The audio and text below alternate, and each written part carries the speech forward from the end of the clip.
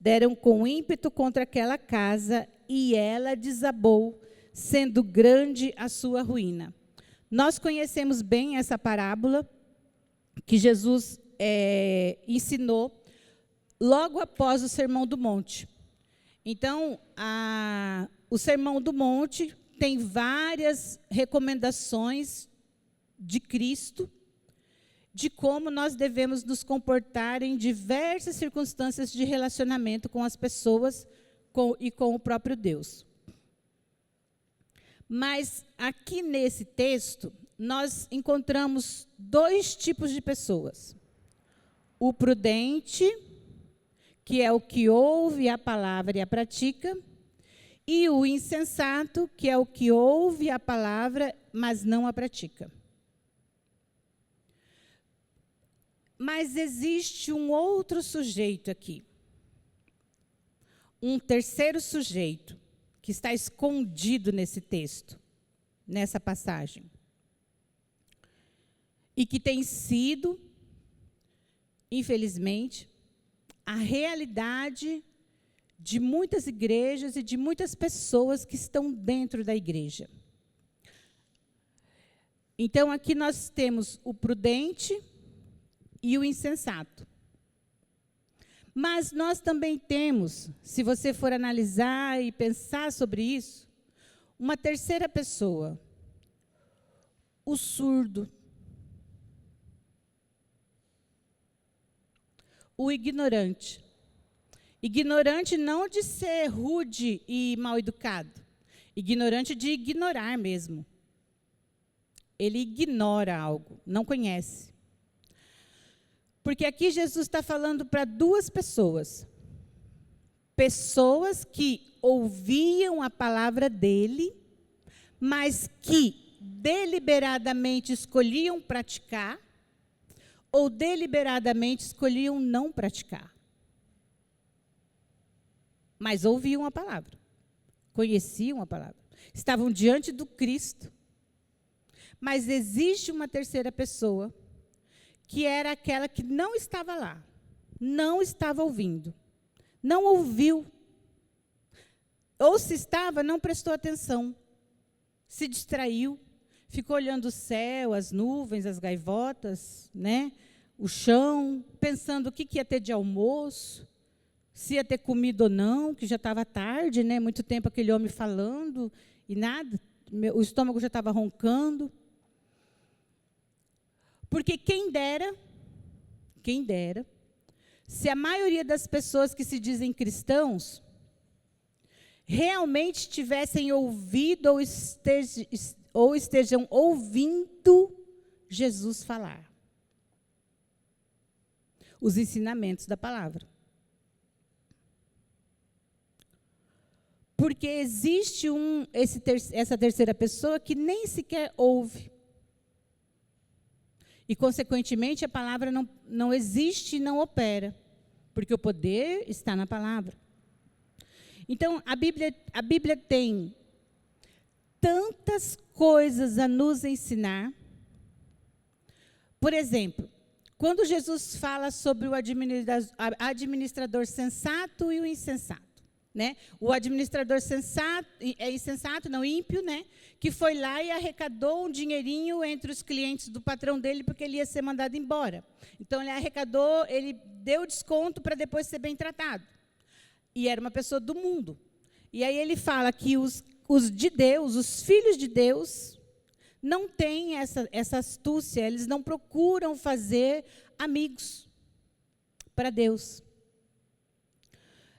Ela ensina, por exemplo, que você deve perdoar, que você deve trabalhar, que você não deve mentir, que quem ajuda os pobres empresta a Deus, diversas coisas. A palavra tem sabedoria para tudo. Ela fala que você tem que tratar bem o seu animalzinho. Ela ensina que o amor ao próximo é como o bom samaritano. Você vê alguém machucado, doente, você não ignora, você para e faz o que você pode, você presta socorro, independente de que o samaritano é inimigo do judeu. Então, a palavra tem tudo o que nós precisamos para uma vida boa, agradável e perfeita. Por exemplo, vocês sabem por que é que as pessoas tomam vacina? Como é que é o mecanismo de uma vacina? O mecanismo de uma vacina é pegar um tipo de vírus que provoca um tipo de doença, dar uma tonteada nele, colocar na pessoa, para quê? Para que o organismo dela, com aquele vírus meio tonto, desenvolva uma capacidade de eliminar aquele vírus do organismo dela. E da próxima vez que aquele vírus entrar no organismo dela, mesmo não estando mais tonto, mas sendo do mesmo tipo, o organismo dessa pessoa já tem uma inteligência que identifica aquele vírus e elimina. E é sempre assim. Nosso organismo foi criado de uma maneira impressionante. Quando você vê as imagens explicando como que funciona o sistema de defesa do nosso corpo, quando entra algo que contamina e vem os anticorpos e batalham contra aquilo, marcam aqueles vírus, eliminam, engolem eles, destroem. E fora isso, o nosso sistema tem uma área de inteligência para onde vem, depois que eliminou todos os vírus, vem um outro tipo de organismo, mapeia o que era aquilo, como ele foi derrotado e manda essa informação para esse sistema de inteligência. E o nosso organismo se renova. Aquilo que foi lesado nasce de novo, as células novas nascem todos os dias. Que legal. Excelente, né? Mas, porque nós ignoramos os conhecimentos da palavra, com relação à nossa alimentação e com relação à qualidade do sono, com relação aos horários de funcionamento do corpo, com relação ao jejum, nós sofremos muitas consequências de enfermidades que se tornaram crônicas, porque nós não entendemos, não ouvimos a palavra. Nós não somos nem aquele que não pratica porque quer ou pratica porque quer. A gente é ignorante, a gente não conhece, ignora. Então, aí você vai lá e vê assim o cara falando, ó, se você fizer um jejum a partir de determinada hora, as células doentes, as células envelhecidas, serão consumidas pelas células fortes. Elas se alimentam daquelas células doentes. Consequentemente, você vai ficar com muito pouca célula doente no seu corpo, se você for uma pessoa que pratica um jejum de 16, 18 horas normalmente. Mas a gente não enxerga isso na palavra. A gente não enxerga a necessidade do jejum. A gente não enxerga a necessidade da oração. A gente não enxerga a necessidade de de nos humilharmos diante do Espírito Santo para que Ele nos ensine todas as coisas. Nós achamos que sabemos. Essa parábola que Jesus conta, ele conta de duas pessoas. Aquele que ouve a minha palavra e pratica é sensato, prudente. Aquele que ouve estas minhas palavras e não pratica é insensato, é imprudente. Mas a gente tem que reconhecer que tem essa terceira pessoa. A que nem ouve, a que ignora, a que é surda para a palavra de Deus. E que às vezes está 10, 20 anos, 30 anos na igreja. Não prospera, não se relaciona bem, vive enfermo, vive triste, vive assustado, vive ansioso, é influenciável. Qualquer pessoa sopra um vento numa direção e empurra a pessoa para lá. Não entende o mundo espiritual. Por exemplo, quando o pastor Geraldo vem aqui, ele vai em casa de algumas pessoas, ele fala assim, isso aqui tem que sair, isso aqui é um portal. Aí é uma mandala, é não sei o quê, mas a gente fala assim, mas e se ungir essa mandala não resolve? Não, não resolve. Por quê? Porque algumas coisas, alguns portais, já foram estabelecidos de uma maneira muito permanente. Porque o mundo é de Satanás. Foram consagrados de tal forma que não se anula mais. E você vê isso em todo lugar. É a coisa mais bonitinha, um olho grego pendurado na corrente. Um elefantinho daqueles da Índia lá, que é um dos tipos de deuses mais terríveis para a vida financeira, um elefantinho daqueles como sendo um pingente. Ah, mas o que tem? É tão inocente, a Bíblia fala que o ídolo não é nada. É verdade. Mas alguns portais foram abertos por preços muito altos no mundo espiritual. E não é a minha oração, a sua oração, que vai fechar. Mas a gente ignora. A gente ignora. A gente desconsidera. Quando você vê, você está lá, sassaricando, muito bonitinho, muito contentinho, com um monte de pingentinho. Ainda põe uns vários, né? Não tem uns berloque? Tem lá um olho grego, um elefante, uma pimenta, não sei o quê, piriri, pororó, né? Então, ignoramos. E vocês concordam, então, que existe esse terceiro sujeito? O que não ouve. É pior. Porque aquele que ouviu ainda pode acontecer de que mesmo ele tendo escolhido não praticar, quando ele vê que a sua queda foi grande e completa, ele possa se lembrar da palavra e se arrepender. Mas e aquele que não ouve? Aquele que não sabe. Aí, por que eu estava falando que o jejum de 16 ou 18 horas, feito normalmente, vai te garantir uma boa saúde? Porque se você se alimentar com algo que possa te fazer mal, que possa vir produzir células danosas no seu organismo, no momento em que você se alimenta, toda a sua equipe de segurança vai para lá. Aí você tem alergia a leite, você tem alergia a açúcar, você tem alergia não sei o quê, você tem... E o seu organismo vive numa guerra civil.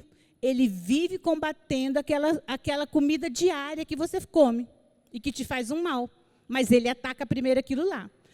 As células danificadas que ficaram em você não estão sendo combatidas. Por quê? Porque existe um limite de capacidade do sistema imunológico. E as prioridades. Mas se você faz um jejum constante, é prática comum na sua vida, você vai permitir que os seus soldadinhos, que lutam por você, que são inteligentes por você, que Deus colocou para te defender de todas as coisas, possam se recuperar, se reorganizar, se refazer e combater de maneira correta aquilo que foi danificado, inclusive produzir novos tecidos, novas células, novo sistema. Mas como ele está sempre ocupado,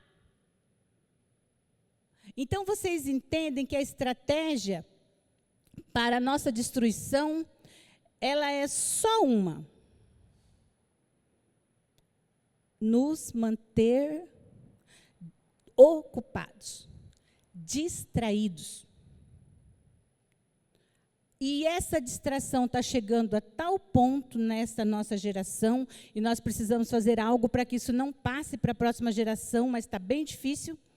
Essa distração está chegando a tal ponto que as pessoas estão enfermas, ansiosas, não dormem, infelizes, confusas, fáceis de serem enganadas, fáceis de serem manipuladas.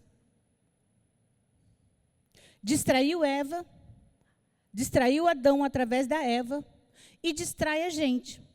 E quando estamos ocupados e distraídos, como o próprio Cristo falou, nós ficamos coando mosquitos e deixamos passar os elefantes. Por quê? Porque não ouvimos estas palavras. Porque uma coisa diz o seguinte, ó, eu quero coar mosquito e quero que os elefantes passem mesmo, porque eu estou afins. Eu escolho isso. Eu sei que não é para comer doce, mas eu vou comer. Eu sei que é para fazer jejum, mas eu não vou fazer. Eu sei que é bom orar, mas eu não vou orar, não quero. Eu sei que eu tenho que dizimar é uma coisa importante para que eu seja abençoada, mas eu não vou. Eu sei que ofertar é semear na minha própria vida, mas eu não quero fazer. Eu quero viver assim mesmo e está tudo bem. Mas eu sei. Eu ouvi. Eu prestei atenção. E eu escolhi. Então, essa pessoa realmente exerce livre-arbítrio. Inclusive, tem alguns autores dizendo aí que o livre-arbítrio não existe. Por quê? Porque nós somos levados a praticar as coisas pelas condições. É verdade, nós somos levados a praticar as coisas pelas condições, pelo ambiente, pelas circunstâncias. Isso é a mais pura verdade. Mas é porque ignoramos a palavra. Porque independente das condições, das circunstâncias que vierem na sua vida, se você conhece a palavra, você vai ter livre-arbítrio. Você vai poder escolher se faz ou não faz, consciente das consequências. Mas se você não conhece a palavra, você vai viver uma roleta russa. E uma roleta russa que não vai ter só uma bala no canhão. É uma roleta russa que vai ter só um buraquinho sem bala. Porque a probabilidade de você acertar na vida sem a direção de Deus é muito pequena. Então, nós não podemos nos conformar em sermos essa terceira pessoa. Para isso, nós temos que exercer verdadeiramente o que é necessário para que nós possamos dizer com certeza que nós temos a capacidade de exercer o livre-arbítrio. Porque senão não é livre-arbítrio. O lugar onde nós temos nos colocado não é de livre-arbítrio. Porque o livre-arbítrio é quando você tem escolha. E quando você sabe analisar as escolhas. Mas se você não ouve a palavra, como é que você vai praticar? Como é que realmente você vai exercer livre-arbítrio? Não vai.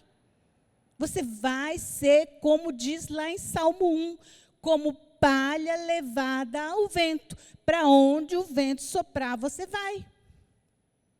Ah, mas e agora? Velho, estuda a palavra, ora, conversa com Deus, chama o Espírito Santo, gasta tempo em comunhão. Exerce o seu direito de poder ter o livre-arbítrio. Tenha domínio sobre as suas escolhas. Tenha poder sobre sua vida. Conhecereis a verdade vos libertará. Conhecereis, entendereis, tereis experiência com a verdade. Nós vamos saber que ela existe e onde ela leva. O que ela produz. E aí nós seremos verdadeiramente livres. Enquanto isso, nós não somos. Nós somos levados como palha ao vento. Por quê? Porque somos rasos naquilo em que já deveríamos ser profundos. Não somos nem o prudente, nem o insensato, muitas vezes. Somos surdos. Mas glória a Deus pela misericórdia dele. Por quê? Porque no momento em que estamos afundando, que nem Pedro, a gente fala, Jesus, me salva. E ele é tão lindo, tão maravilhoso, que ele dá a mão por sobre as águas e nos tira daquele lugar. Mas se até Pedro deu uma melhorada, a gente também pode. Porque nós estamos debaixo de uma graça maior, nós estamos debaixo da direção do Espírito Santo. Não existe nada que você precise saber que o Espírito Santo não possa te ensinar. Mas se você não ouve, se a gente não escuta, que lugar, que posição, nem prudente, nem insensato, surdo.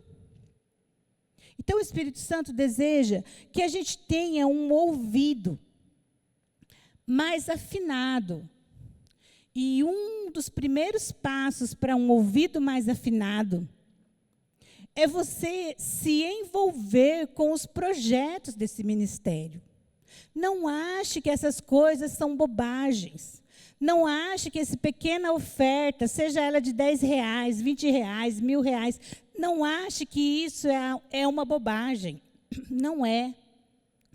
Todas as vezes que você ouve esse ministério fazendo este chamado, isso é uma coisa boa. Por quê? Porque os seus ouvidos estão sendo treinados.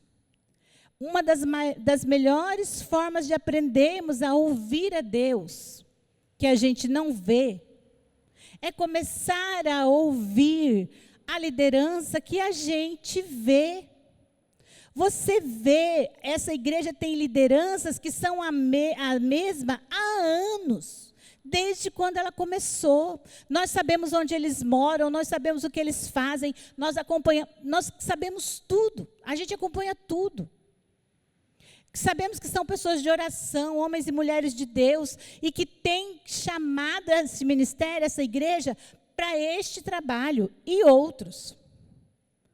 Seja rápido em ouvir esse chamado, porque se você começar a ouvir as lideranças que Deus colocou sobre as suas vidas, sobre a minha vida, os seus ouvidos se tornarão mais abertos para você ouvir a Deus. Porque se você se nega a ouvir quem você vê, você não vai ouvir quem você não vê. Amém? Que a gente possa abrir os nossos ouvidos. Quem tiver com esse envelope aí, levanta a mão que o obreiro vai até vocês para retirar. Elípio. Amém? Essa é a oferta das cestas de alimentos, tá? Não é o dízimo da igreja e nem a oferta da igreja que vocês fazem na semana. E pela internet, aparece aí a nossa chave Pix. Você que está nos ouvindo, você pode contribuir com esta obra. Eu oro para que você possa estar nos ouvindo. Ouçam a liderança da igreja que vocês frequentam. Por quê? Porque elas foram estabelecidas por Deus. E elas vão se resolver na vida com Deus também. Amém? Mais alguém? Mais alguém? Aleluia. Estendam as mãos para cá. Pai, em nome de Jesus, nós abençoamos essa oferta ágape, Pai, e declaramos que ela irá cumprir o propósito para o qual ela foi alçada. Que vidas serão abençoadas, vidas serão salvas, e este ministério estará cumprindo, Pai, a Tua vontade. Nós abençoamos, Pai, esta igreja, nós abençoamos todos os membros dessa igreja, e declaramos, Pai, que ceras dos seus ouvidos estão sendo retiradas agora pelo poder do Espírito Santo, ceras sendo retiradas, palavra rema sendo levada à mente e ao coração de cada uma dessas pessoas, em nome de Jesus. Amém.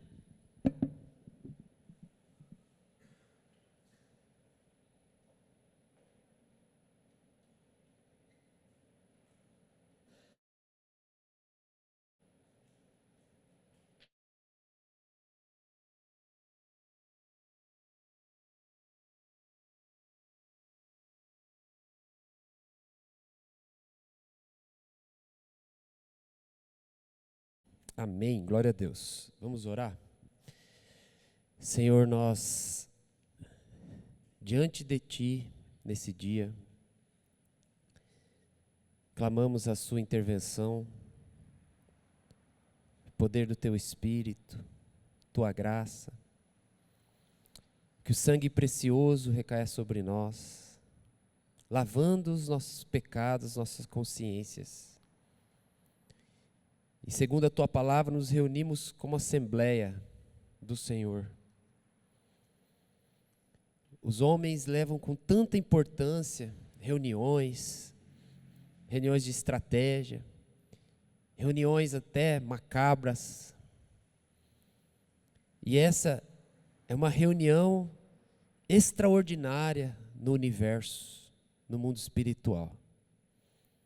Abra os olhos de cada um, Senhor.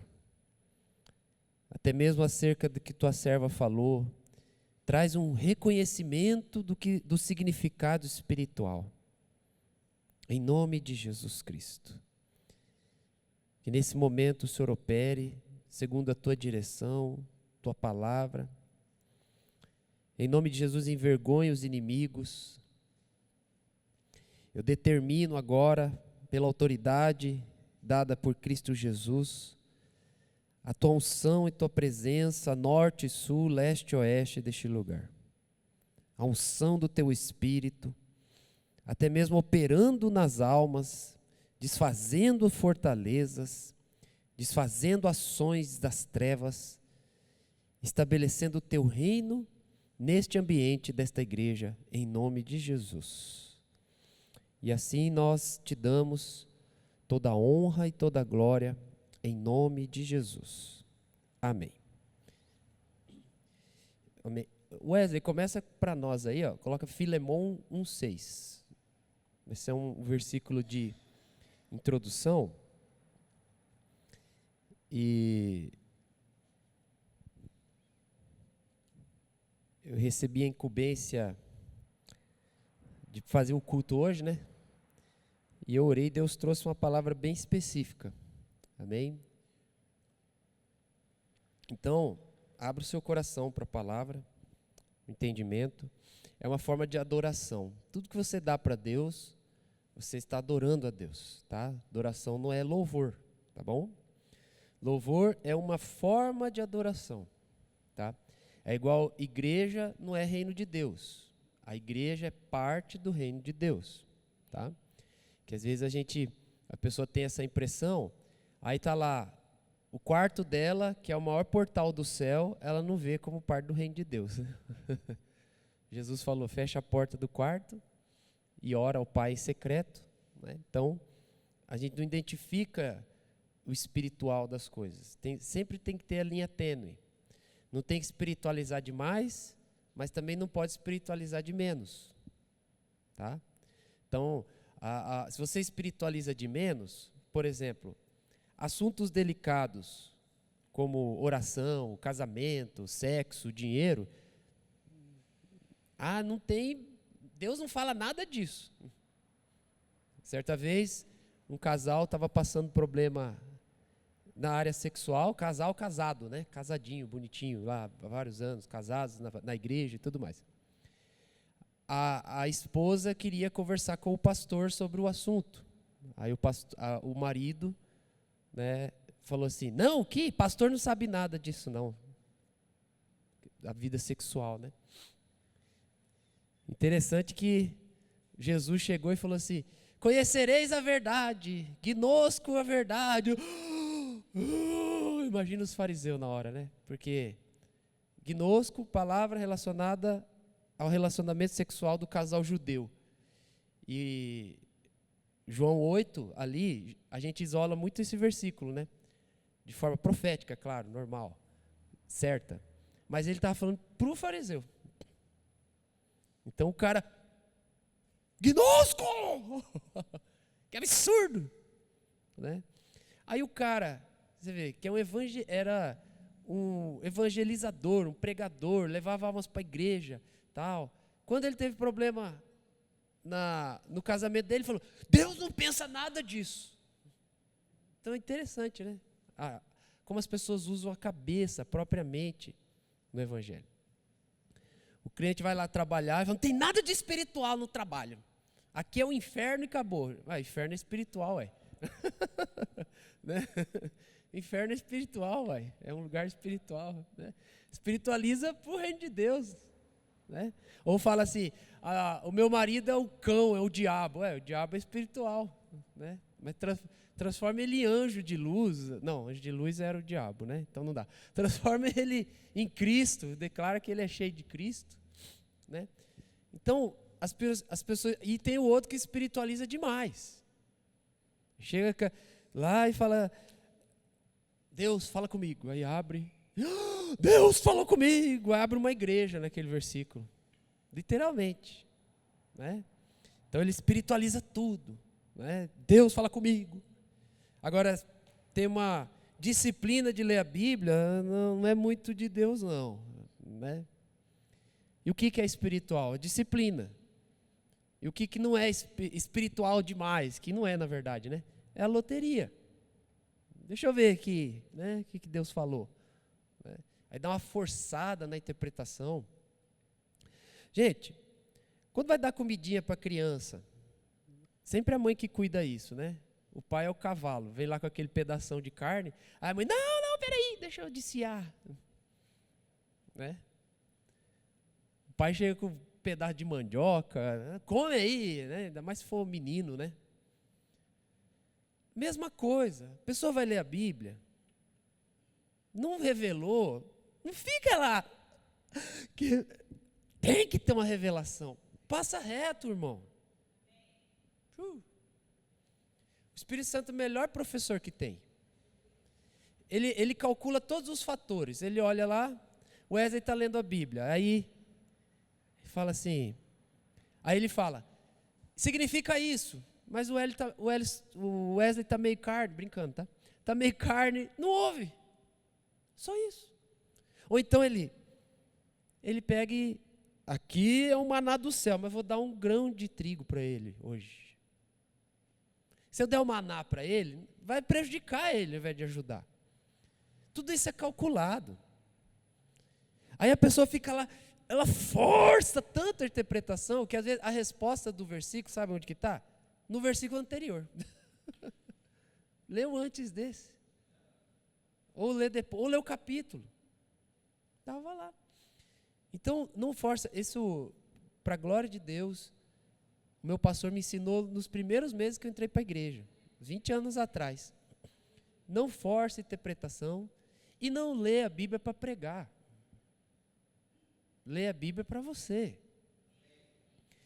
Ele falava isso, eu nem pregava ainda, mas amei. Que já viu o chamado, né? Um apóstolo, né, de Deus viu um chamado.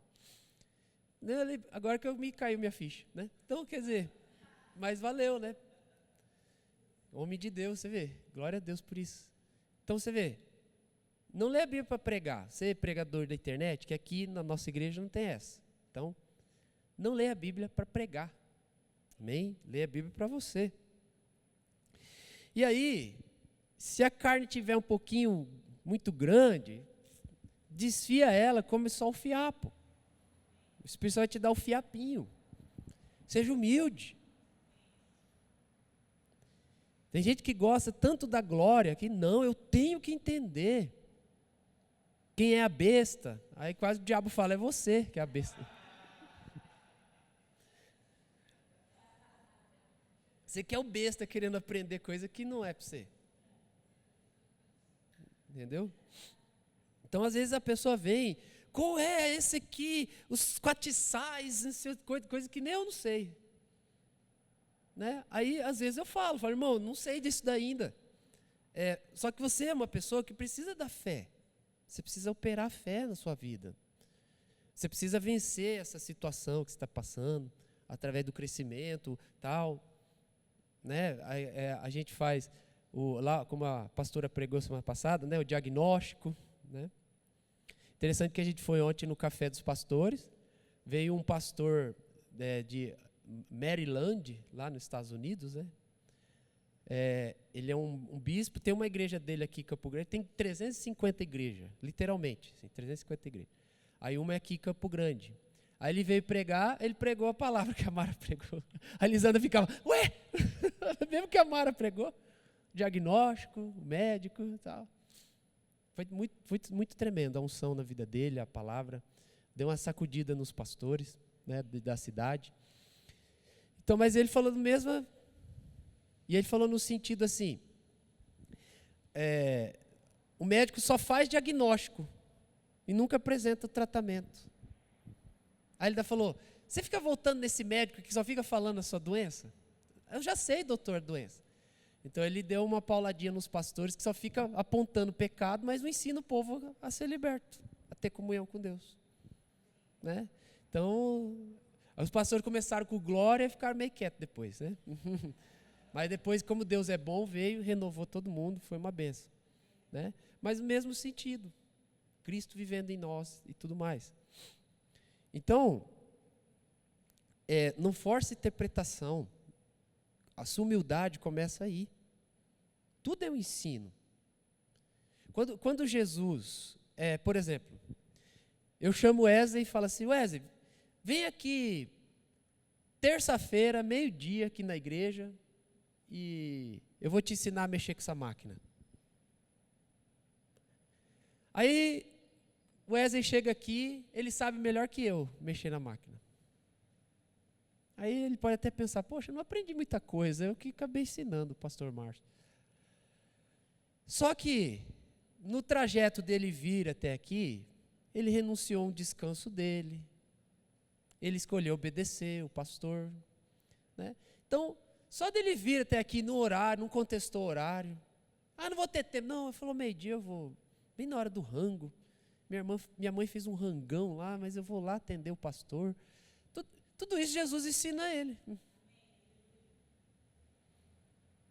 Jesus ensina, se a pessoa está rendida. Então ele não veio aprender da máquina, ele aprendeu a ser submisso, respeitar, considerar o pastor. Né? Tipo assim, o pastor ele tem hora, ele atende espiritualmente, tem hora de oração. Não vou ficar... pastor, não pode ser 2 horas, não pode ser, sabe? Tem gente que não está nem aí para vir de oração do pastor, não tem respeito, familiariza, né? Então, o pastor fica por último. Aí você tem que entender que está deixando Deus para depois. Tá? É um princípio espiritual. Amém? Então, né, vai da fé, da devoção de cada um. Né? Aí ele não fala nada desse caminho que ele... Ou às vezes ele dá uma falada. Ô pastor, não pode ser 4 horas? Aí eu falo, não, tem que ser meio-dia. Aí dentro dele, o pastor é chato. Ou não, ele pode falar, não, eu vou obedecer isso. Os 2 caminhos que ele tiver, Deus vai estar ensinando ele. Aí quando ele chega aqui, ele que me ensina da máquina, né? Não era a máquina, era o ensino. Então, as pessoas não estão nem aí, às vezes, para esse ensino que Deus está dando. Sabe como que é ensino hoje? É assim, congresso de batalha espiritual, alinhamento profético. É tudo tremendo isso, tá? Não está errado, tá bom? Só que o crente fica naquilo. Aí chega lá, aquele pastor se desminlégua, jejuou 30, 40 dias, literalmente. Eu conheço um pastor que trabalha em libertação da cura, ele jejua 40 dias todo ano. Deus usa muito ele. E faz todo aquele, a pessoa anota, tal. Ela aprende lá os conceitos. Só que a vida dela mesmo, ela não aprende muita coisa no dia a dia, na comunhão. Ela não aprende. Então ela deixa tudo muito técnico. O evangelho tem um lado técnico. Sabe? Quando você pega e fala, por exemplo, eu vou orar a palavra, aí você lê a Bíblia orando e confessando. É algo técnico, né? Vamos dizer assim. Tem uma estratégia, tem um passo a passo. Né? Tá lá, pecados raízes, elementos da fé, nós vamos arrumar o banner ali que caiu. Né? Então, tudo é uma parte técnica do evangelho. Só que assim, tem o técnico, é por isso que é multiforme sabedoria, né? E tem o pessoal. É como, por exemplo, um empresário, um gestor competente. Quando ele é muito emotivo pessoal, dá BO, com os funcionários, né? com a equipe. E quando ele é muito técnico, robô, também dá problema. Aí ele tem o lado pessoal, do relacionamento pessoal com a equipe. Só que isso aí não pode atrapalhar a estratégia que a empresa está adotando. Então está lá, o funcionário tem 23 anos que trabalha lá junto. Aí ele já estabeleceu, às vezes até uma mulher, um homem de Deus que orou, né? É tremendo quando a pessoa vai lá, ora, o Espírito Santo vem, cai dentro da pessoa toda a estratégia. Né? Cai em 1 segundo assim, entra uma estratégia de 20 anos para a empresa. Literalmente. Aí está tudo lá. Aí ela fala, eu vou seguir isso. Ou então Deus usa um ministério, né?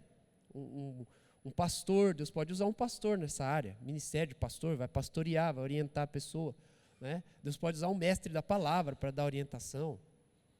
Aí a pessoa pega a estratégia. Aí o funcionário de 23 anos vem e fala, por que a gente não faz assim? Aí a pessoa fica na encruzilhada, né?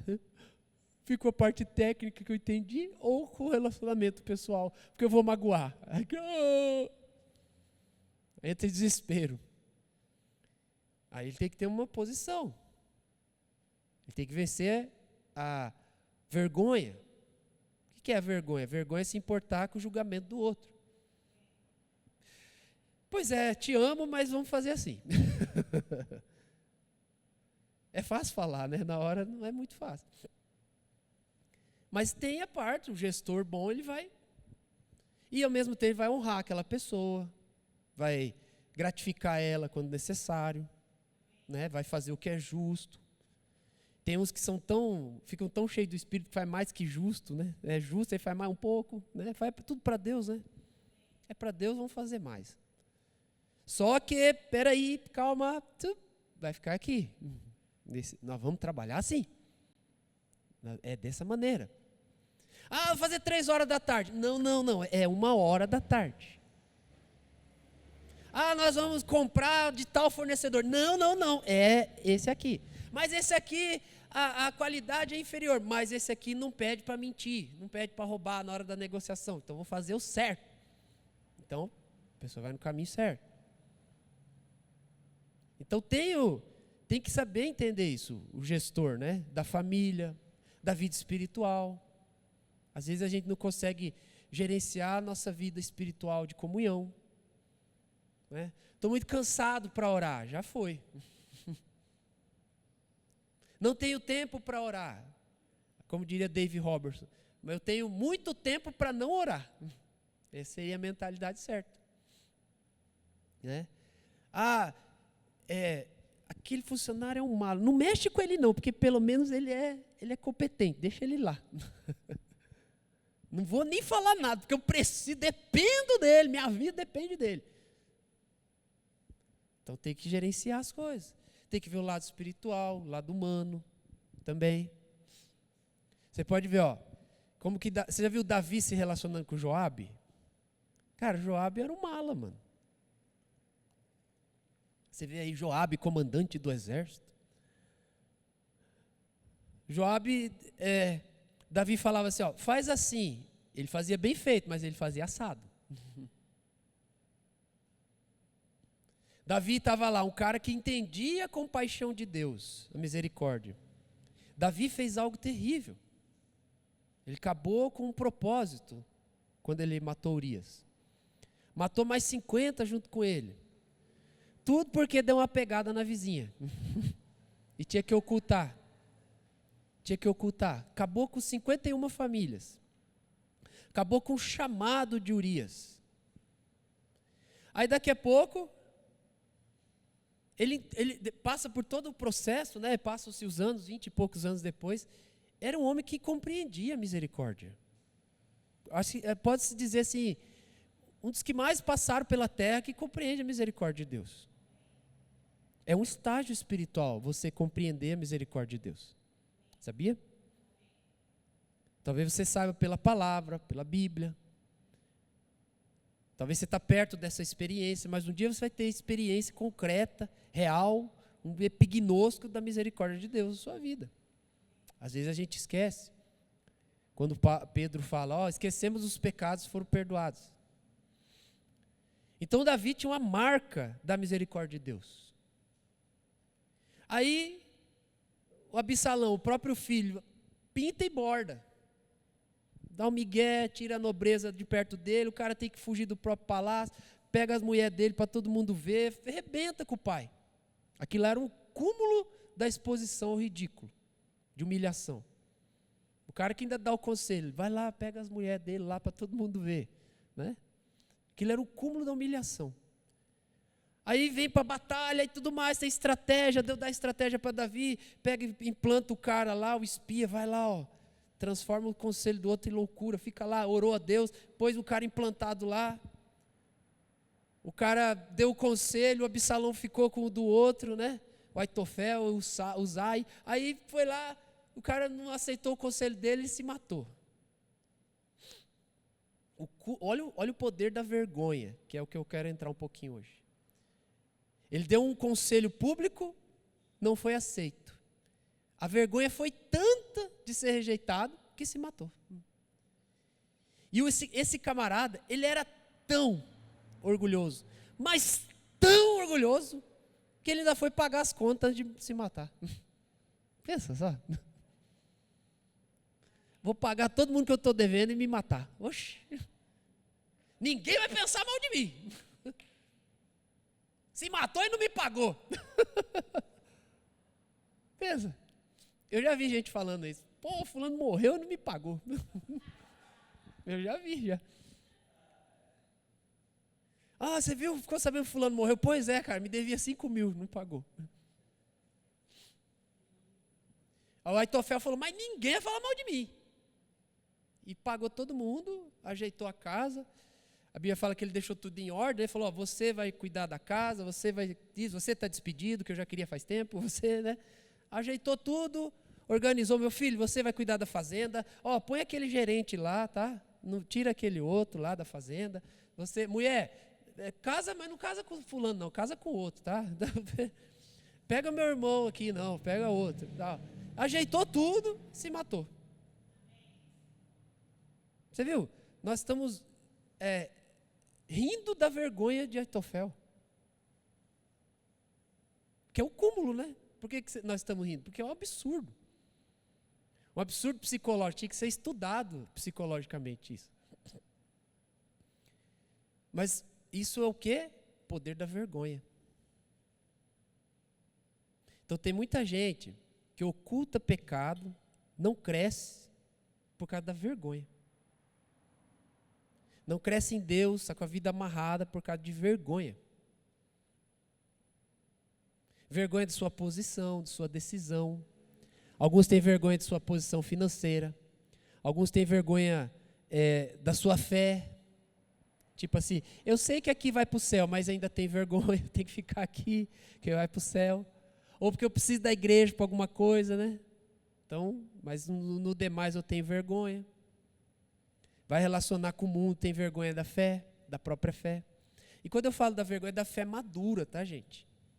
Não é você ficar falando para todo mundo, eu sou crente, lá, xaraba lá, né? Olhar para a amiga lá, vaidosa, endemoniada. Não é isso que é fé, não. Isso é palhaçada, literalmente. Não é isso que é fé, não. A vergonha da fé é a pessoa não transbordar o que ela é em Cristo. Ela retém.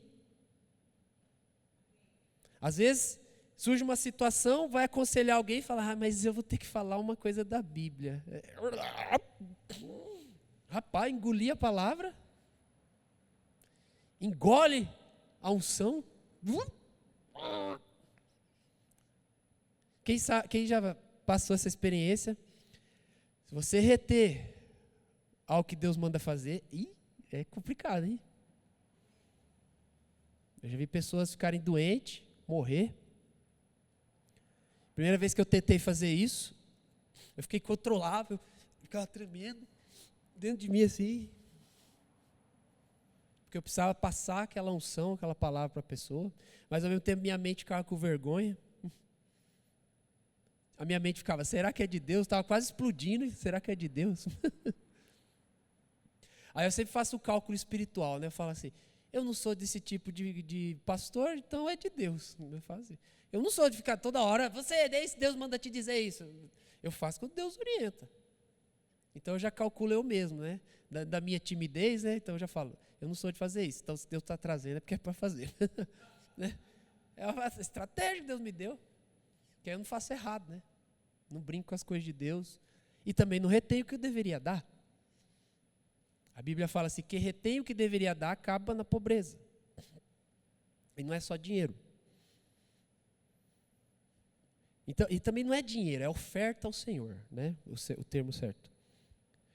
Então, o Joabe era um cara mala. Aí Davi conhecia misericórdia. Quando dá todo o BO com Absalão, a última batalha, ele vai lá e fala assim, Joabe, segura as pontas lá com o menino Absalão. Cuida do jovem Absalão, não mata ele não, cara. Aí, claro, se fosse dentro da batalha algo inevitável, né? O Absalão vem com uma 12, né? O cara vai e mete o fuzil nele, né? Pô? Não tinha como, é batalha, né? Vai subir o morro para lutar com o traficante lá, tenta não matar o outro lá, o cara está com um fuzil lá. Não tem como. Até o cara chega lá e tritura o cara na bala. Mas se você vê o relato, por que está na Bíblia o relato? Para mostrar o caráter de Joabe. O Absalão, ficou preso, o cabelo dele ficou preso no galho. O trecho ainda fala, para a gente entender bem, ainda fala assim, ficou entre o céu e a terra. Está escrito assim, ele ficou entre o céu e a terra. Pendurado, quer dizer, não tinha apoio nenhum, nem nos galhos, nem no chão, para oferecer resistência.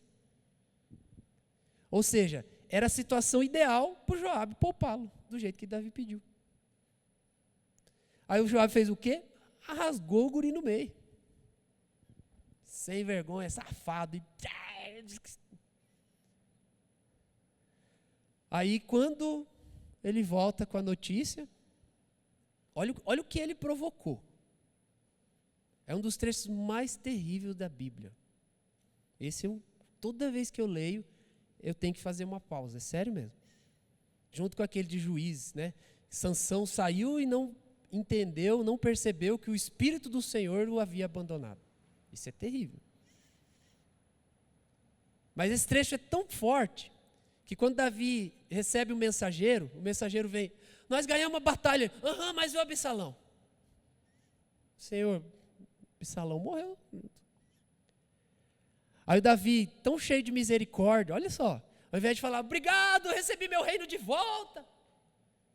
Esse trecho é tão forte porque a Bíblia diz que parece que eu ouço ele gritando, ai meu filho Absalão, ai meu filho Absalão. Toda vez que eu leio essa parte, parece que eu escuto ele gritando.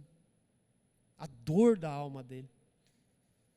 De estar passando tudo aquilo com o filho, e aí depois descobre que ele foi morto. Joabe atingiu a alma de Davi. Você acha que... Por isso que o pecado da rebeldia ele é tão sério. O cara não só divide uma igreja, ele atinge a alma do pastor. Diretamente. E às vezes, esse pastor, essa pastora é tão de Deus, esse líder, que ele se entristece porque o rebelde vai ter consequência. Não é porque ele foi atingido. Isso é tão sério. Por isso que fala, rebeldia é igual feitiçaria. Deus falou. Porque atinge a alma. Você acha que Deus também não viu a dor de Samuel? Samuel ungiu o Saul. Aí Samuel tinha convicção do que ele falava era a boca de Deus. Aí dá uma instrução tão pequena para o Saul. Aí o Saul, não, porque os soldados estavam ali, eu tinha que fazer. Então, aquele pecado foi tão agravado, porque atingiu a alma de Samuel.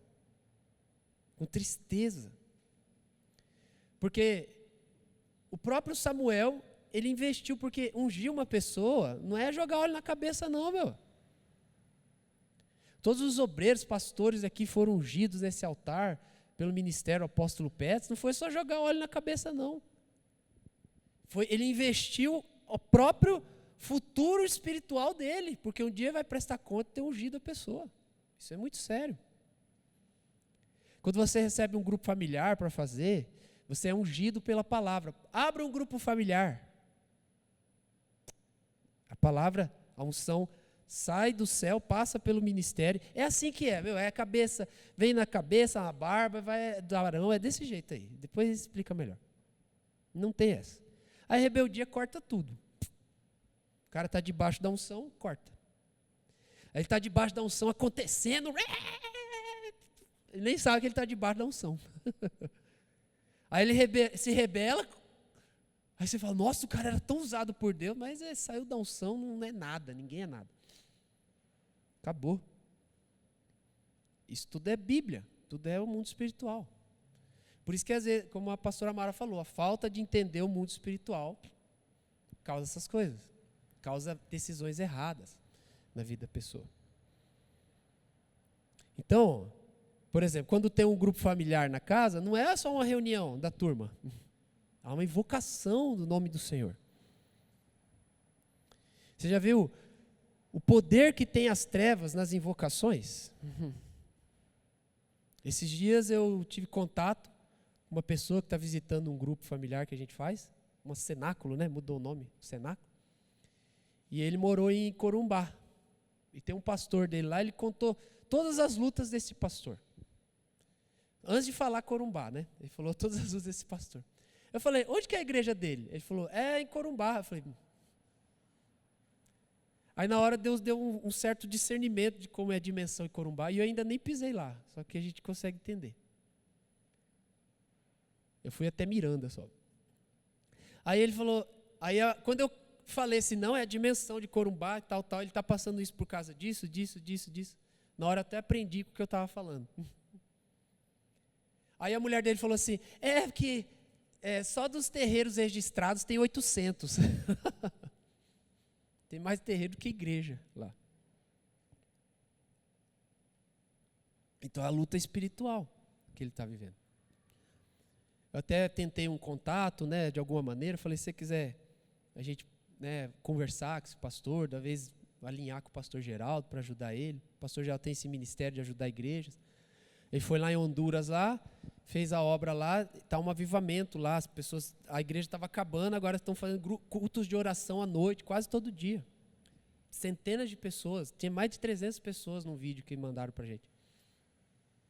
Então Deus usa o ministério dele para isso, ou seja, o mundo espiritual é verdadeiro, real. E você tem que ter atitude espiritual. Você tem que ter atitude espiritual. Por exemplo, quando você faz a oferta, tem toda uma carga de comportamento espiritual na oferta. Começa na sua intenção. Isso tudo estou resumindo a Bíblia.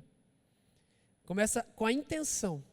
Lembra que Jesus falou assim, quando você for colocar a oferta e alguém tiver algum BO com você, volta lá. Mas por que Jesus estava falando isso? Será que tinha irmão com a cara carrancuda, né? Imagina ver um irmão aqui, né? Pastor, eu vou fazer um pix de 1 milhão. Aí, não, a sua cara está muito ruim, vai lá consertar com a tua mulher lá. Não é nada emocional. Aí vem o outro e fala, pastor, eu vou fazer um pix de 10 real. Todo alegre. Não, 10 é muito pouco, sai daqui. Tem nada a ver com valor. Inclusive a oferta da época era tudo estabelecido, a mesma coisa. Mesmo animalzinho e tal.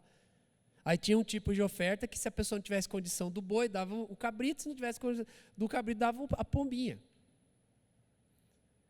Então, aí quando ele fala, vai se resolver para fazer a oferta, aí fala assim, o que é mais importante?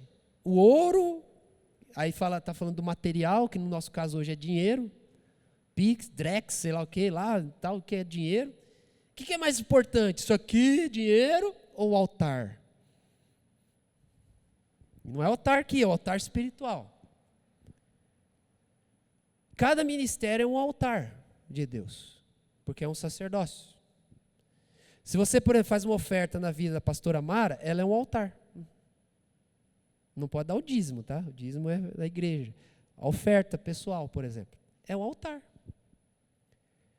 Ela é mais importante que meu dinheiro? Não, o altar que ela representa. O altar do ministério dela.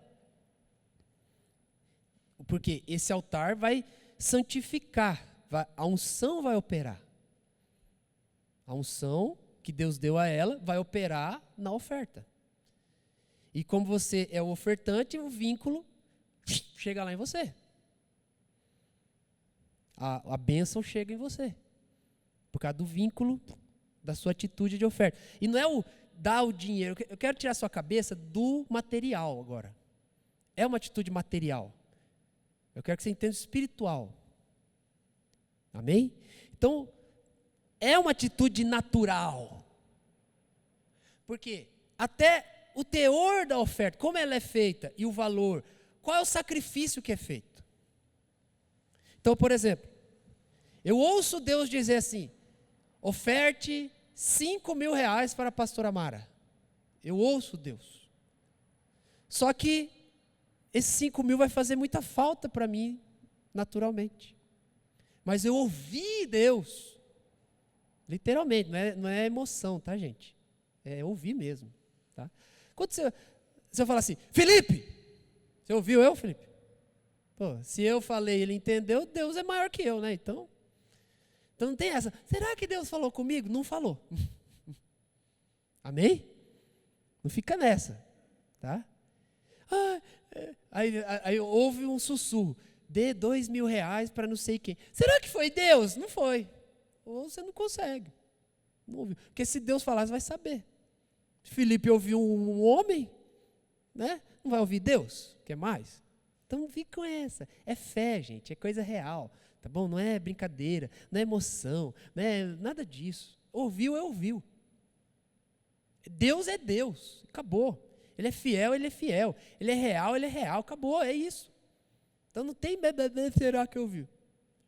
Mas aí a pessoa ouviu. Aí aqueles 5.000 fazer falta, no sentido natural. Então vai haver um sacrifício de fé. É isso que está envolvido, não é o valor. Que às vezes, ela recebe esses 5.000 e ela oferta 10 para outra. Quantas vezes, né? Ministros de Deus que oraram por dinheiro para ofertar para outra pessoa. Isso é comum, ministros de Deus, isso é comum. Você que não está fazendo, você tem que orar um pouco mais, né? Pelo menos, né? Eu que não tenho renda nenhuma, eu oro para Deus me dar dinheiro para eu ofertar? Ué, porque é Bíblia. Aí é Deus mesmo. Normal. Você está meio doido. Não, a Bíblia manda, eu não queria não, mas está na palavra. E traz bênção para as pessoas. Traz bênção de Deus. Por isso que eu falei ali, eu nem li, né? Ora para que a comunhão que procede da sua fé seja eficaz, no pleno conhecimento de todo, diga assim, bem, que compartilhamos em Cristo. Ou, em outras versões, bem que temos em Cristo. Temos junto, né? Por isso que é compartilhamos. É o bem também de estar em Cristo. Que às vezes a gente vê os mandamentos só como cobrança, obrigação, e não vê o bem que há na obrigação. Há um grande bem. Até nesse assunto delicado que eu acabei de falar, existe um bem nisso. Em Cristo, quando é feito em Cristo. Existe um bem em entregar o dízimo ao Senhor. Existe um bem, não uma obrigação. Mas você tem que conseguir contemplar. Então é uma palavra que não é para cobrar, é para encorajar a pessoa. Vai lá que vai dar certo. Mas eu vou ter que ir até lá. Pois é. Não cai lá no provérbio que diz assim, o preguiçoso tem preguiça até de pegar a comida e colocar na boca. Tem gente que se vê um cara desse, fala, mata, enterra logo, né? Enterra vivo, né? De cabeça para baixo ainda, né? Se for crente, cabeça para baixo e vai arrebatado lá pelo Japão, né? Porque vai para lá, né? Mas por que está falando isso? Falou, você tem todo o bem. Essa comida que foi servida, alguém produziu, alguém preparou. Foi te dado um utensílio para se alimentar, um talher. A única coisa que você precisa fazer é trazer até a boca e comer. Então, comer não é uma obrigação. Né? Quando alguém te convida para ir num lugar bom, para comer, tal, que você gosta muito daquela comida, e a pessoa fala, vou pagar tudo. A única coisa que você tem que fazer é ir até lá e comer. Qual é a obrigação, o peso que tem nisso? Nem de dinheiro não tem. Ainda a pessoa te dá uma carona, nem gasolina você não gasta. Qual é o terrível que há nisso? Mas tem que comer, tem que cortar e comer. Aí a pessoa deixa tudo no prato. Eu estou falando coisa simples, gente, para você entender o espiritual mesmo. Tá? Parece pregação de salinha das crianças, mas fazer o quê, né? Então, né? Pode fazer dessa aí lá, Giovana, né? Para as crianças. Leda, Giovana, Elaine. Então, mas qual que é o... Igual eu ensinei meus filhos dízimo. Coloquei 10 moedas de R$1 e falei assim, esse dinheiro é seu. Quando eles já sabiam que era dinheiro, né? que é bom, né? Comprar lanche na escola, comprar alguma coisa e tal. Filho, essas 10 moedas é sua. Legal, você tem que dar uma para Deus. Primeira coisa que meu filho falou, só uma? Só uma. Aí a pessoa vem com a mente natural e fala assim, ó, mas ele não sabe o peso de trabalhar pelo dinheiro. Pois é, né? Jesus falou para ser igual a criança, não ser igual a você. E aí? Então qual que é a mente certa? Só uma. Só uma parte, Deus, que é para você. Como que o pastor Geraldo fala? Durma com essa, né? É só uma parte. Aí dei 9 moedas para ele. Aí depois que eu comecei a encher a paciência dele, falava assim, tem algum colega seu lá que nunca compra lanche? Aí ele veio e fala, tem o fulano. Eu falei, então hoje você vai comprar para ele e você vai ficar sem. Aí ele ia, comprava para o menino e não comia. Para ensinar a compadecer das pessoas. Né? Então, quem mandou ter pai crente, né? Então, quer dizer, era uma forma, isso é a mesma coisa. Aí depois eu entendi que o ensino para a criança é o mesmo para nós. Porque Deus é nosso pai. Diga assim, eu tenho pai. A gente tem que restaurar a paternidade no nosso coração. É um caminho difícil, sabia? Porque você olha assim, Deus, Deus, Deus, Deus! Você acha que foi fácil para os judeus entender isso? Paulo vai falando para os judeus, falando assim, Aba, paizinho. Só que não é esses paizinho molenga aí, desses pastor, né? Pai, oh, paizinho. Aí até chora, né? É mais profundo que isso, gente. Entender a paternidade de Deus. Ser encorajado por isso. Entender que vale a pena guardar a palavra, porque foi o pai que te deu. Um pai real, verdadeiro. Nós somos adotados. Você tem que entender o valor da adoção. Tá? Eu não sei se alguém aqui, não lembro do histórico, foi adotado, ou tem uma experiência de adoção, alguém perto, ou adotou alguém, você que está me ouvindo aí. Adoção é um ato de amor muito grande. Porque a família assume uma responsabilidade que ela não tem quando ela adota uma criança. E não é qualquer coisa. Uma responsabilidade gigantesca. Hoje em dia, você já percebeu como que o mundo está afastando da paternidade? As pessoas nem filho não quer ter mais. Quem dirá adotar? Nem filho não quer ter mais. E eu nem vou entrar no negócio das bonecas aí, né? Vocês já estão vendo muito, né? Tá sério o negócio. Aí, sabe o que teve que a Câmara dos Deputados, tem um deputado fez essa semana? Projeto de lei para punir quem levar a nenê boneca no hospital.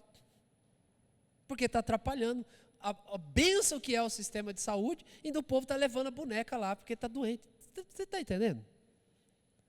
Levando particular, paga consulta, é outra coisa, né? O médico ganha uma grana, faz cirurgia lá, né? Aí você abre lá, dá um migué, né, doutor? Abre lá, dá um migué e pega a grana. Então, gente, já vou encerrar. Esse é o mundo. Olha a necessidade de lei que tem que ter. Porque está caminhando o mundo. Aí sabe o que esse tipo de influência traz para a mente do cristão? Traz a fantasia, a ilusão, o romantismo. Aí o crente, ao invés de criar a fé, viver a fé, ele fica no romantismo que Deus faz quando Ele quer e que Ele está provando. Ou ele vai lá e fala assim, confia em todo mundo. Porque eu não seria capaz de fazer isso. Ninguém é. pastora Joelma Facchini anunciou ali no grupo de pastores, ela que trabalha com crianças, Casa Criança Peniel, está aqui, né, o banner, há 32 anos. E ela trouxe um dado, foi muito forte o momento que ela falou lá no café, ela trouxe um dado terrível, que 90%, para vocês não acharem que eu errei, fala assim, 90% das crianças acolhidas de 0 a 5 anos já foram abusadas. 90%. E na hora que ela falou do lado técnico, né, social, e aí, pasme, grande parte desses abusos é na comunidade cristã. Então, ela falou assim, família tem falhado, sociedade falha, o Estado falha, e agora a igreja está falhando. E as crianças estão na mira do diabo. E nós estamos lá pensando o quê? No dinheiro. As coisas espirituais estão ficando de lado. Então, e às vezes, sabe o que o crente não consegue ver? Às vezes essa aí é a visão profética, né? O diabo faz isso para atrair a ira de Deus sobre um lugar. E se a igreja não se posicionar e ele vencer nesse campo, vai todo mundo tomar. Porque sangue inocente, inocência sendo tragada, isso tudo a Bíblia mostra. Salomão ficou com raiva de Israel, falou assim, eu vou pegar a mulherada e traz os deuses de vocês, uhul! Porque ele sabia que a ira de Deus viria. E rebentou com Israel. Ele usou a sabedoria para o lado inverso, por causa da raiva. Sabe por que Salomão fez isso? Para a gente encerrar? Porque ele foi vítima da crítica da nobreza de Israel, por se envolver com a rainha de Sabá.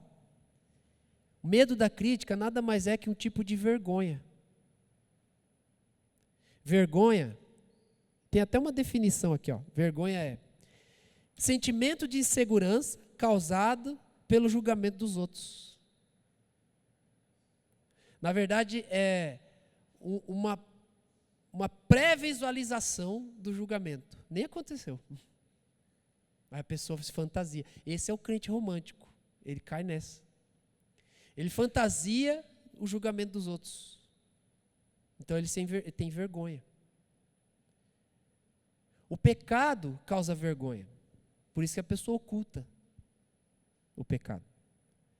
E às vezes para ocultar ela usa artimanhas. Ela mente, aí já peca de novo. Aí ela mente para uma autoridade espiritual, estou falando, peca de novo. Mente para o pai e para a mãe, desonra tremenda. Porque honra, né, teu pai e tua mãe, mentiu.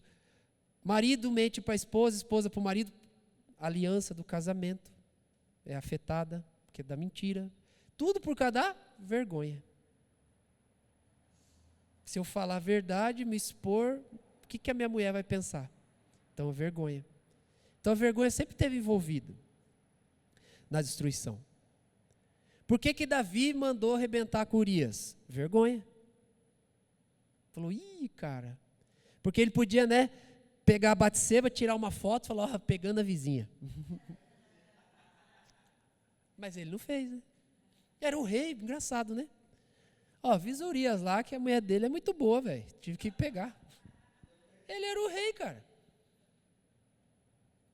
Mas a vergonha foi tão grande que ele falou, fica de boa lá que eu dou um jeito. E matou o cara que era... Por que eu falei do Joabe? Porque Urias era para estar no lugar do Joabe. Urias era o servo fiel. E ele matou o servo fiel. E você acha a grandeza, o ministério de Davi, era para ser maior ainda. Se Urias estivesse no lugar de Joabe. E quase que a sucessão é comprometida, porque o Joabe apoiou Adonias. Teve que ir Natã com Batseba, fazer um monte de coisa, chegar lá, o Davi velhinho lá, morrendo. O Davi, quem que é para ser o sucessor? É o Salomão, pô. Você deixa eu aqui com a minha mocinha aqui, pô, tranquilo, estou morrendo já. Não, mas é que o Joabe juntou com Adonias lá, já está falando que ele é rei. Deu trabalho até pro homem morrer, não podia morrer em paz. Aí falou, fala pro cara aí, monta ele lá, pega o sacerdote, o Natan, puxa lá ó, o cavalo, sai falando que Salomão é rei lá, aí resolve esse negócio, deixa eu morrer em paz. Aí resolveram. Aí o que aconteceu com o Joabe? O competente, mas infiel. Porque às vezes o infiel ele se disfarça de competente. Tudo que Joabe fez foi bem sucedido, militarmente. Era o cara. Gente, ele liderava 1 milhão de homens. Não é pouca coisa, não. O que aconteceu com o Joabe? Foi morto por sua infidelidade. Acabou desse jeito. Então você vê, como que deu trabalho? Era para ser Urias. Imagina a fidelidade de Urias. Davi vem e fala, sai da batalha, vai lá pegar tua mulher. Aí ele dormiu lá na porta, lá.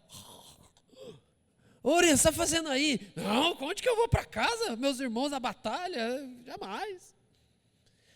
Meu rei aí, preocupado com a batalha, estava muito, né? E eu aqui vou lá ficar com a minha mulher, de onde? Que bonitinho o coração do Urias, né? Esse que foi... Então tem muita gente, por causa de vergonha, perdendo bênção na vida. Perdendo uma boa amizade, perdendo casamento, perdendo um pastor que pode abençoar a vida dela, um obreiro que pode abençoar a vida dele. Tudo por causa de vergonha. E o principal... perdendo a comunhão com Deus, o abraço de Jesus, o consolo do Espírito Santo, a paternidade de Deus. Está tudo perdendo por causa de vergonha. Quando você oculta uma coisa pequena, errada que você fez, você oculta o maior de Deus. Aí o salmista fala assim, quando eu ocultei o meu pecado, eu estava em sequidão. Mas quando confessei, fui renovado. Tudo, por que ele ocultava o pecado? Porque tinha vergonha. Então, você tem que fazer, a partir dessa palavra hoje, você tem que fazer uma autoanálise. E não aceitar nenhum tipo de vergonha na sua vida. Mas nenhuma mesmo. Nada. Se você está numa posição que você decidiu estar, por exemplo, você está em Cristo, você faz a obra de Deus, você decidiu. Deus chamou, ungiu, tal, mas você decidiu. Não tenha vergonha. Não tenha vergonha. Errou, não tenha vergonha. Só que não é fácil. Você tem que ter uma posição em Deus e declarar, eu rejeito a vergonha. Eu rejeito esse sentimento. Me sentir inseguro pelo que os outros vão pensar, eu rejeito esse sentimento de vergonha. Pequei, sou errado, sou fraco. Você vê que Paulo cometeu o que cometeu e nas cartas sempre falando, eu era blasfemador, eu perseguia, sempre declarando que ele era, que ele foi. Aí no sentido de vergonha que ele diz, é assim, eu não devia ser daquela maneira, mas não tenho vergonha de que as pessoas saibam. Claro que tem a linha tênue nisso, né, gente? Testemunho, fraqueza. Você não vai contar fraqueza para qualquer pessoa, não é para sair espalhando. Ah, pastor, me dá o microfone. Então, eu fiz isso, isso, isso. Não é isso, tá? Não é blasfemar, anunciar, rede social, não sei o quê, né? Aí tem gente que acha que venceu a vergonha assim. Eu faço mesmo. Eu sou assim mesmo. Eu rebento mesmo. Vai tomando você. Foda-se. Não tem nada a ver com não se importar com os outros pensam. Na verdade, ela criou um mecanismo de defesa. Criou um mecanismo de defesa. Tacou o F. Não estou nem aí para ninguém. Tá nem aí o caramba. Se não tivesse, não ia estar tendo esse comportamento. Ué, está diferente do que a pessoa é? Eu mesmo eu não me importo que os outros pensam em nada. Mas me importei muito.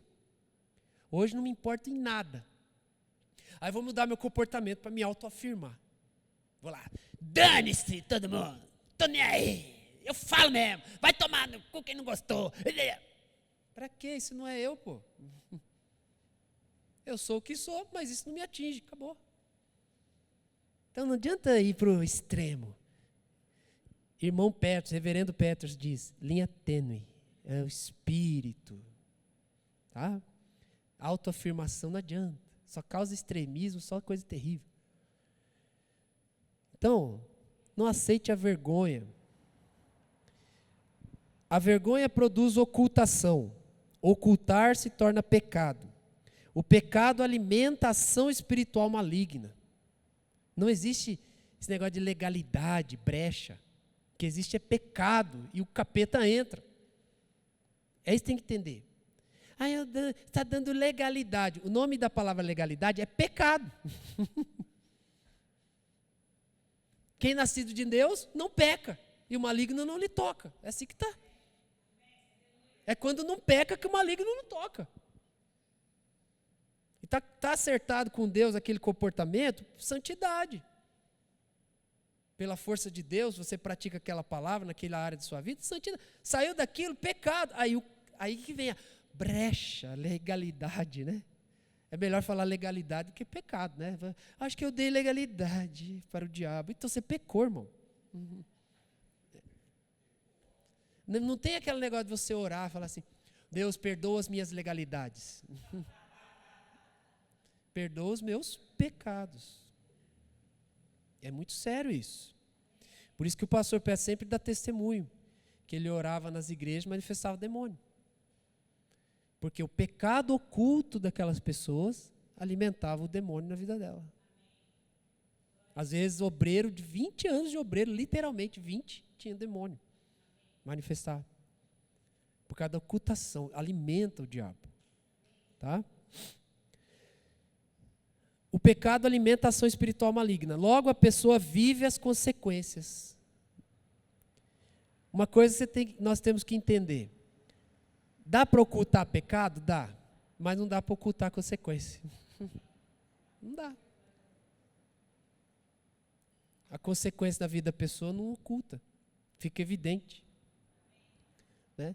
Então, qual que é o caminho? Arrependimento, humilhação. Se humilhar para Deus.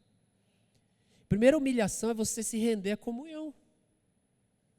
Se humilhar, seja humilde diante de Deus. A humilhação requisitada na Bíblia é para Deus.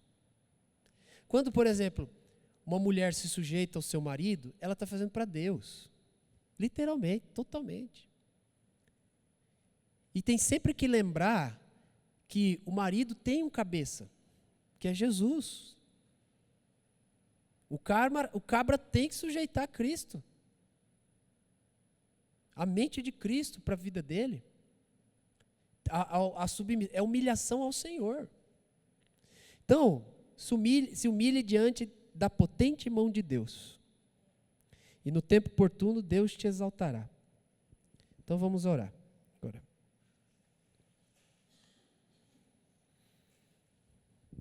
Senhor, eu te agradeço pela tua santa palavra anunciada aqui. Em nome do Senhor Jesus. Confirma a tua palavra, cada coração, cada mente, desfazendo toda fortaleza, toda opressão, todo engano, toda ação que influencia a mente e os corações, todo dardo inflamado do maligno. Em nome de Jesus Cristo. Pela autoridade do nosso Senhor e Salvador Jesus Cristo. Pela total fé na autoridade dele que me foi dada. Recebemos a autoridade dele, totalmente dele. A glória é totalmente dele. A ação é totalmente dele. Mas recebi a autoridade. Essa é uma verdade verdadeira, evidência total, ação total espiritual. E nessa autoridade total de Cristo, do nome que está acima de todo nome, seja nos céus, na terra e embaixo da terra. Eu vou contra toda autoridade maligna, todo espírito de acusação e toda hoste da vergonha caia por terra em nome de Jesus Cristo. Todo espírito que tem promovido o sentimento da vergonha caia por terra já em nome de Jesus. Toda fortaleza, toda ação que traz dados inflamados na mente deste homem, desta mulher, caia por terra já em nome de Jesus. Declaramos como o apóstolo Paulo declarou em Romanos 1,16: não me envergonho do Evangelho, porque é o poder de Deus para a salvação de todo aquele que crê. Quando você tem uma atitude ou deixa de ter uma atitude, por menorzinha que seja, porque tem vergonha, porque se sente inseguro com o julgamento dos outros, você anula o Evangelho na sua vida. É muito sério isso. Você anula o poder do Evangelho. O poder do Evangelho foi te dado em Cristo Jesus. Você não tem glória nenhuma, mas ele foi te dado. Deus te amou de tal maneira que te deu a graça. Efésios 2:8 em diante diz: pela graça vocês são salvos, mediante a fé. Deus te abençoa totalmente, exclusivamente pela fé. Pela fé. Pela graça você é salvo, pela fé. E isso não vem de vós, é dom de Deus. A graça é dom de Deus, totalmente de Deus. Somente Ele pode produzir, somente Jesus Cristo pode concluir a obra da graça, através da sua ressurreição. A obra é dele, e quem nos traz convicção dessa graça é o Espírito do Senhor. Oh Senhor, renova a nossa mente hoje. A começar da minha mente, Senhor, renova a minha mente hoje. Renuncio diante da igreja, como exemplo aos meus irmãos, renuncio toda a glória, qualquer partícula de glória que eu queira, Senhor, adotar, eu renuncio diante do altar, diante da santa igreja agora, em nome de Jesus Cristo, meu Deus. Todo e qualquer mínimo reconhecimento, toda glória humana, de atitude e obra, renuncio totalmente diante do teu altar, meu Pai. E que a verdade da tua palavra se estabeleça em nós, que é Cristo em nós, a esperança da glória. Como nós ouvimos ontem, nós não temos que viver para Deus, nós temos que deixar Cristo viver em nós. Cristo viver em nós, em nome de Jesus Cristo. Vem Espírito de Deus. Derrama sobre mim o teu Espírito. Não, essa não. Canta aquela Pai Nosso, Pai Nosso. Cante esse louvor. Ele é teu Pai. Coloque suas mãos em recebimento. Teu reino buscamos,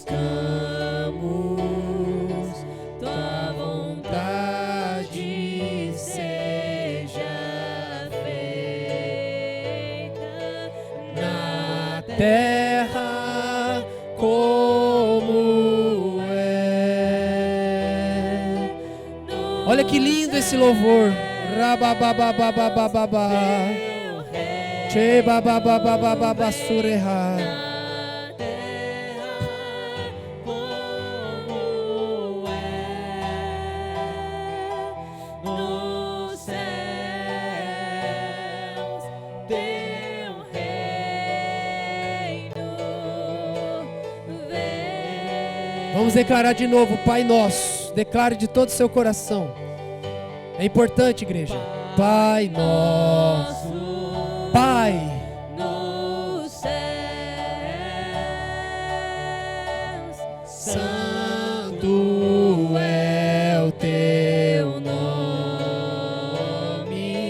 teu reino buscamos, tua vontade seja feita na terra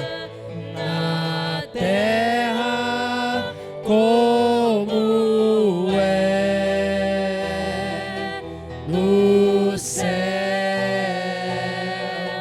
Teu reino vem na terra como é no céu. Teu reino vem. Agora invoque o reino do Senhor. Teu reino vem. teu reino vem. Teu reino vem.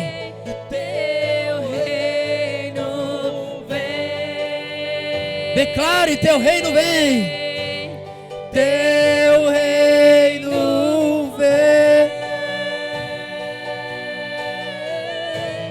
Teu reino vem. Aleluia, Jesus, santo, santo.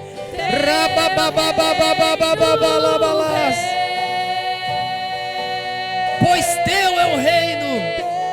Reino vem. Vem. Seja cheio do Espírito Santo. Reino Jesus. Queima a vergonha dessa alma. Pois teu é o reino, teu é o poder, tua é a glória para sempre. Pois teu é o reino, Pois teu é o reino, teu é o poder, tua é a glória para sempre.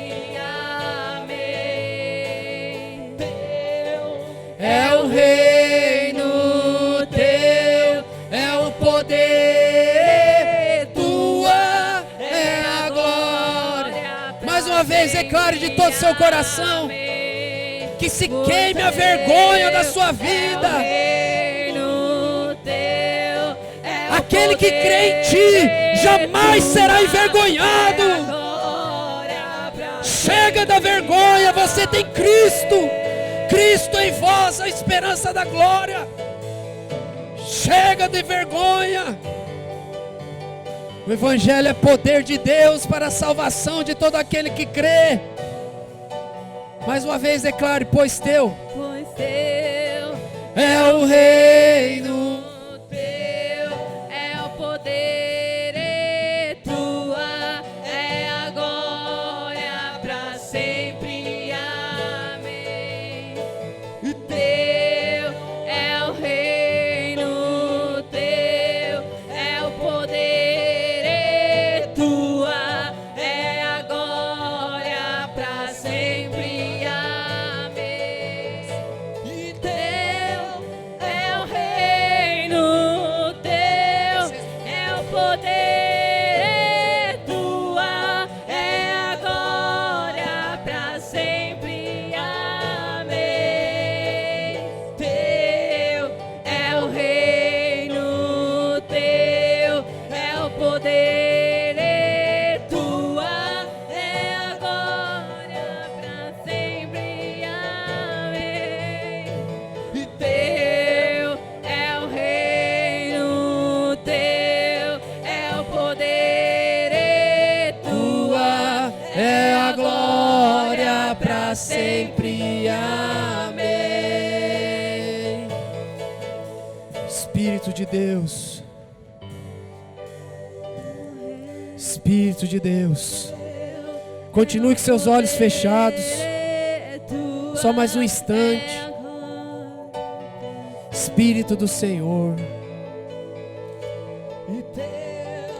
rejeite a vergonha na sua vida. A fé, continue com os olhos fechados buscando o Senhor. Só vou falar algo. A fé é o sistema perfeito que nos protege da vergonha. Seja uma pessoa de fé. Quer ver um exemplo? Se você ora pelo seu filho, você crê já, visualiza ele salvo e cheio do Espírito Santo. Você não vai ter vergonha do que as pessoas pensam do seu filho. Pronto, a fé te protegeu. Porque você é uma pessoa de fé. Se às vezes você está passando problema de dificuldade financeira, mas você é uma pessoa de fé, crê que Deus vai te abençoar, vai te prosperar, vai realizar. Você já chamou a existência tua provisão. Você não vai ter vergonha das pessoas, de ninguém. Porque a fé protege a sua alma. A fé é para te proteger, irmão. O Senhor é tão bom que te deu a fé para te proteger. E se você tem algum pecado que você oculta ele por ter vergonha, a fé no amor de Deus e no poder de Deus para te libertar. Aí nesse caso tem que ter arrependimento. Se arrependa desse pecado, por menor que ele pareça. Confesse ao Senhor esse pecado. E após a confissão, creia que você já é liberto antes de ser. E o pecado não terá domínio sobre você, porque você não está debaixo da lei, sim da graça. Não vai ter mais vergonha, o diabo não vai poder te acusar mais. Quer dizer, a fé te protegeu da vergonha. Chega da vergonha. Chega da vergonha. Quem crê em ti jamais será envergonhado. Algumas traduções dizem, essa palavra vergonha do hebraico é fugir. Quem crê em Deus jamais vai fugir. Tem muitas pessoas fugindo do propósito de Deus, fugindo de lutar pelo seu casamento, fugindo de lutar pela sua família, fugindo de contato com pessoas porque tem vergonha. Chega, o povo de Deus não pode ser assim. O povo de Deus não pode viver dessa maneira. O filho de Deus adotado, que tem o Espírito Santo, não pode viver dessa maneira. Nós, Senhor, como igreja, renunciamos o pecado da vergonha. Em nome de Jesus Cristo, renunciamos como igreja do Senhor. Não aceitamos a vergonha. Não aceitamos envergonhar do Evangelho. Não aceitamos nos envergonhar de nenhuma área da nossa vida, de nenhuma pessoa que nós amamos, de nenhuma ação da tua parte. Não aceitamos a vergonha, porque o Senhor já tem promessas. A tua promessa é maior que a vergonha. A tua promessa é maior que a vergonha.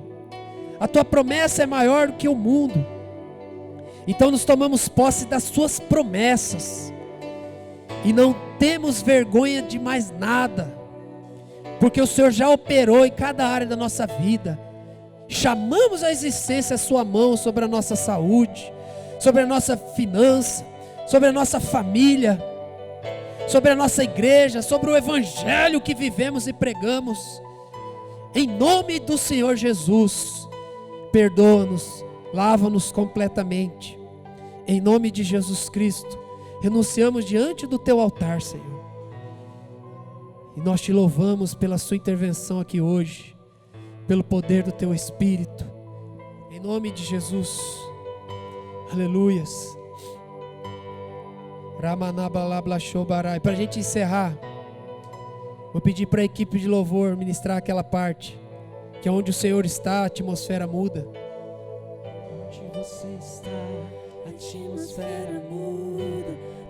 Deixa a atmosfera te mudar hoje. Onde você está, a atmosfera. Se for necessário se arrepender, se arrependa. Se for necessário pedir perdão, peça perdão. A atmosfera muda, tudo muda. Convence o Espírito Santo. Onde você está, a atmosfera E Ele está aqui. muda, tudo muda. tudo muda. Onde você está, a atmosfera muda. Tudo muda por aqui. onde você está, a atmosfera muda. Tudo muda. Rebabababa. Onde você está, a atmosfera muda. Tudo muda por aqui. Onde você está, a atmosfera muda. Tudo muda.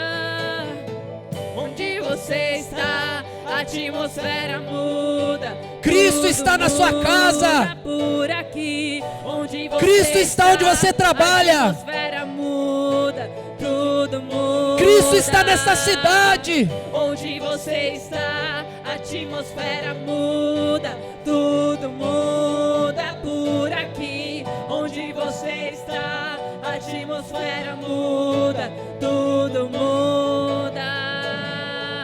Onde você está, a atmosfera muda, tudo muda por aqui. Onde você está, a atmosfera muda, tudo muda. Onde você está, a atmosfera muda, tudo muda por aqui. Onde você está, a atmosfera muda, tudo Pois muda. teu é o reino.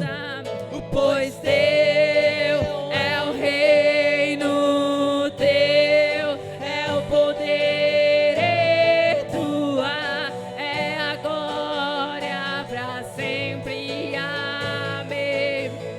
Pois teu é o reino, teu é o poder, e tua é a glória pra sempre. Amém. Pois teu é o reino, teu é o poder, e tua é a glória pra sempre. Amém. E teu é o reino, teu é o poder, e tua é a glória pra sempre. Amém. Sempre amém. Pra sempre amém.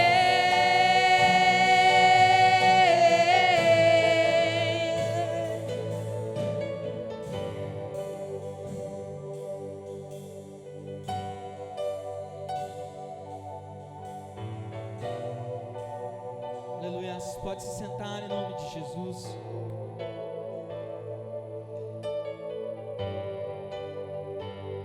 Você que trouxe o seu dízimo, sua oferta.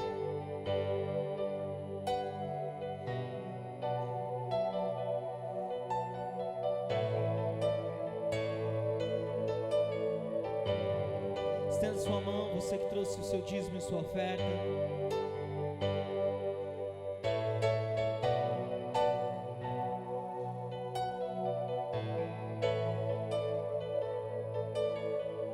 Você também pela internet pode estar contribuindo com essa obra, com esse ministério. Você tem a oportunidade agora de estar ofertando. Mais alguém? Estenda sua mão para cá, vamos estar orando. Sim, maravilhoso Jesus.